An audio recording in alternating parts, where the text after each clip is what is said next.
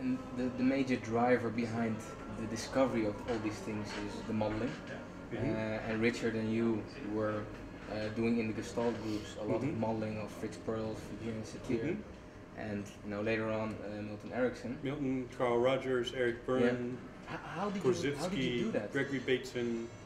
How did you think of, okay, we need to model these guys and we'll extract those qualities? How did you model is a funny word.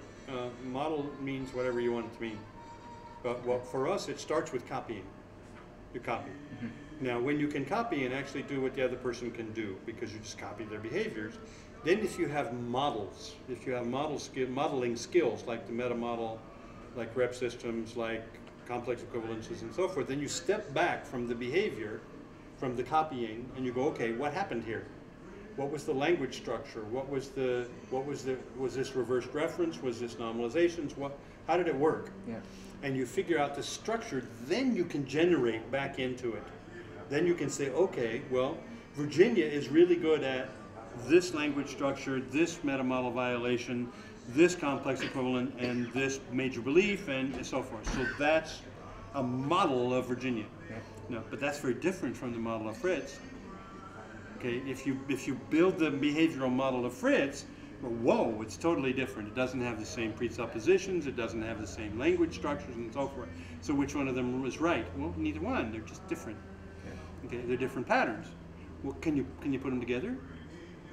Can you do conjoint and gestalt at the same time? Of course you can. Right? Are there contradictions? No, they're additive. They help each other.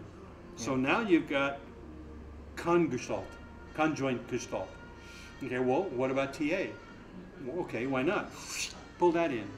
Okay, now you have what I call a maxi therapy or a super therapy that's bringing in the patterns of a lot of different styles of psychotherapy. One of my jobs, and in fact a book that I've published in Russian but have not published in English yet, is called Disassociated State Therapies, or what's called reality ward. My job on the research team, what I call the NLP team, the research team, was to take all of the DSTs, figure out the patterns of each one, and combine them all. So DST means disassociated state therapies. Okay? Well, most of what we call therapy nowadays are disassociated state therapies. Top dog, underdog, ego, id, aggressive, passive, parent, adult, child, blamer, placator, super reasonable. Those are all parts therapies. Okay. Well, parts therapies all have the same form. They didn't know that. They thought they were different. Well, formally, they're very similar, but some of the forms are better at certain pieces. Like Virginia was very good at separating parts, okay? Yeah. Because she had a category called blamer, but she put specific behaviors with blamer. Fritz did not put specific behaviors with top dog. So top dog was different in every person. Right? Well, that was fine with him because he didn't care, because he was Kinno, right? So he was very careful about underdog. Underdog had to behave a certain way. So he was very good at sorting Kinno. Had no concept of sorting visual whatsoever. As long as the other part was aggressive, he was happy. Okay? Yeah. So then we're going, well, wait a minute. Virginia is very careful about sorting blamer. Blamer has a body posture, blamer has a tone voice, blamer has a gesturing posture, blamer has language characteristics that are very particular. Virginia sorted visual very, very well. Okay? Now, why? Because she was very visual. She wasn't primary visual, she was primary Kinno, but she knew visual very, very well. Been interesting to see who her first husband was, because I think, and we never asked her about that, but it would be very interesting to find out if he wasn't a ripping visual, because she knew blamer very well. Very interesting. All the behaviors she knew exactly, but it wasn't her. Most of the psychotherapists design therapies to fit themselves. Yeah. So Gestalt is a mess because Fritz was a mess. Okay. And he had preferred way of doing things, and right. some clients he couldn't so he work built with. it in. Yeah. He built in his own patterns. That's not bad. That's what everybody does. Okay? Yeah.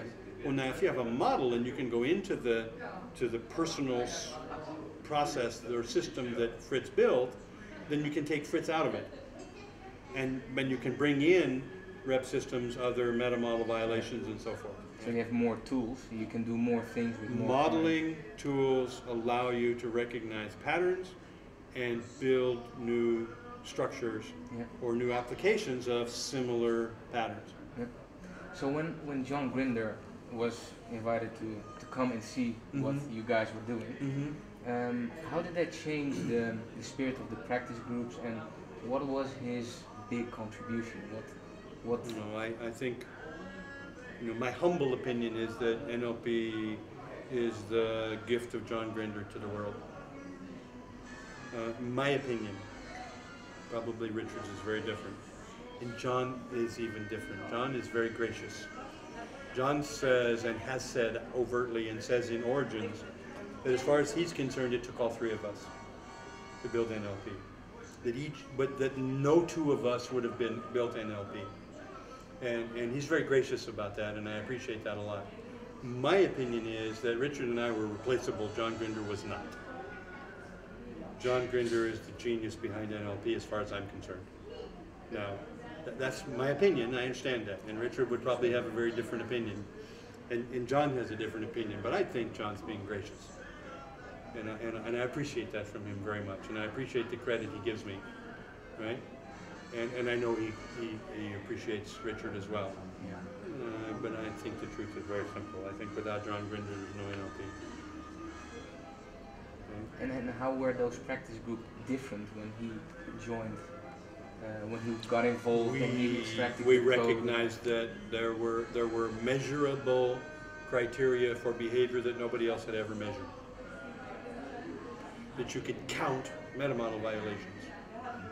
That you could write down the structure of language. Well, nobody had done that. Nobody had ever done that in the therapeutic context. One of the huge dilemmas of psychotherapy and psychology since its origin was that there was no way to prove or measure results. It was all subjective. Are you happier? Do you feel better? Right? Now, that's the stupidest questions to ask about whether therapy is effective or not. Because you're not measuring the result of therapy, you're measuring whether the guy likes the therapist or not. It's a rapport measurement. It has nothing to do with an effective measurement. If the guy likes you, he says, oh yeah, the therapist was wonderful and it worked. If he doesn't like you, he said, no, the guy was stupid and it didn't work. You're not measuring result. You're measuring rapport. You know, and we saw that everywhere. So one of the things that was most exciting to us, now are you ready for this? I think this is so cool. You take a sample of language and a video of a client, right, when they come to you with a problem.